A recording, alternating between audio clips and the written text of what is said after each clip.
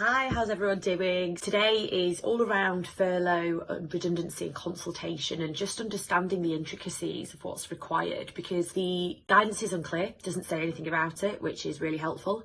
And then the legislation and the contractual provisions and implied terms in a contract are all kind of a little bit inconsistent and not really very helpful. I've spent quite a bit of time looking at the relevant legislation and understanding the position, and what I'm going to try and do is kind of avoid all of that and say what I think the conclusion is. First of all, in terms of consultation, so the issue that people were having was, does this amount to work? And if it does, one, does it break my furlough? And two, does it mean that I should be paid 100% of my salary? My opinion on this is no, it doesn't constitute work, it's an internal process. And so what that means is that you should only be paid your furlough amount. If you've agreed 80%, then it'll be 80%. If it's more, then obviously it's more. My understanding of it is that it doesn't constitute work because it's just an internal process. It's not generating income. It's a little bit like if you were off sick and you had a disciplinary or a grievance. It doesn't then mean that you're not on sick anymore. It just means that you do that process while you're on that leave. So that's what I think there. And I think the difficulty that we've then got is, okay, so people need to understand, do they have a job at the end of furlough? And employers have legal obligations under the Employment Rights Act to consult with people and to ensure that if they are being dismissed because of redundancy, that a fair consultation is followed. So they've got to do that whilst they're working. They've also got to give required notice. So notice pay. This is a bit of a minefield, and we've had a few debates online about this. And I'm going to really briefly summarise what I think is the position. There are two types of notice pay. You've got contractual, which is what you agree with your employer, and you've got your statutory, which is the minimum requirements set by statute. So that is 1 week for every year you've worked, up to a maximum of 12 weeks. And then your contractual is whatever's in your contract. What if you don't have a contract? Then it's just the statutory minimum, 1 week for every year you've worked. If you do have a contract, and as long as your contract is more than the statutory minimum, your contract supersedes. If you're listening to this and you're not sure which applies, that's where your provision should be set out. The difficulty we have is, should we be paid notice at our full wage or at what we agreed under furlough? My initial thoughts on this are actually, if you varied your contract and it's contractual notice, and your contractual notice is at least a week more than your statutory minimum, then what you should be paid is what you've agreed, because you varied that contract in writing. And that's obviously only providing if that's what you've done, but you need to be mindful that if you're agreeing to vary your terms and pay and then you're put on notice, then I think that that's the position. Also,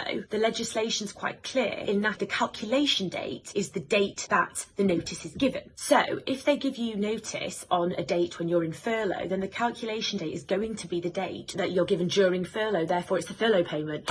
That's my initial understanding. However, the risks here are that the contemplation of the government when they were drafting this legislation, they didn't know that we were going to have this whole pandemic. So I think there's going to be a real issue here where employees do proceed to tribunal, that the tribunals might feel a bit of sympathy for them, and they might look at what they should have been earning if they were working. So there's a bit of conflict in terms of the legislation, because there is a little bit of wording that suggests it's what they were working, not necessarily at that particular time. So to play it safe, a lot of employers will be paying 100%. I don't think that there's a massive risk if you want to pay 80%. A lot of businesses can't afford to pay 100%. And that makes sense because, you know, the whole point of the job retention scheme is to really help those businesses to stop them from going under. My advice would be, if you're doing the consultation process, pay them at the furlough amount for that. If you're giving them notice, take a view on that and really understand what your employees should be paid. My understanding is that they should be paid the 80%. However, there is a risk that they'll go to tribunal, but the only risk is you'll have to then pay that amount between the 80 and 100 at tribunal. So where you really can't afford to pay it, 80% will suffice, but it's just being mindful of that risk if you do go to tribunal. And also just be mindful, if you're an employer and you've got restrictive covenants within the contract of employment and you don't pay them the agreed notice pay, and it's a contractual provision, that could breach the contract, potentially, depending on the terms, and that might mean that those restrictive covenants, they no longer apply. So just be really careful when going through this process. If you're not sure and you want to be really risk averse, pay 100%, but there's definitely a way around it to pay the 80%. And like I said, there's interpretations from both sides of the argument within the legislation. Unfortunately though, the guidance is completely quiet on it, so it doesn't actually say anything. So I'm hoping that the government will provide some clarity on this at a later date. But for now, hopefully that's helped clarify what you should and shouldn't be paid during furlough when being made redundant. I'm going to do a couple more videos on this topic, and I think the next one I'm going to do is about redundancy, because that's kind of impending now.